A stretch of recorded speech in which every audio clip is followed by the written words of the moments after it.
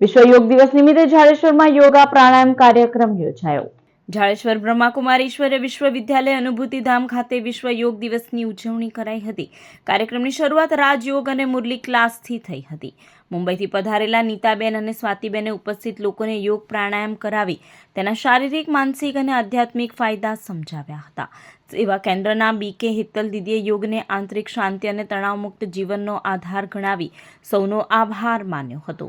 આશરે 150થી વધુ ભાઈ બહેનોએ ઉત્સાહભેર ભાગ લઈ સ્વસ્થ જીવનશૈલી અપનાવવાનો સંકલ્પ કર્યો હતો। आज 21 जून योगा डे के निमित्त अनुभूति धाम झाड़ेश्वर सेंटर पर आदरणीय प्रभा दीदी के निर्देशानुसार सुबह 6 से 7 मुरली क्लास अर्थात पॉजिटिव थॉट के क्लास और 7 से 8 आज योगा डे के निमित्त बॉम्बे से पधारी हुई नीताबेन और उनकी साथी के द्वारा एक्सरसाइज और प्राणायाम का कार्यक्रम रखा।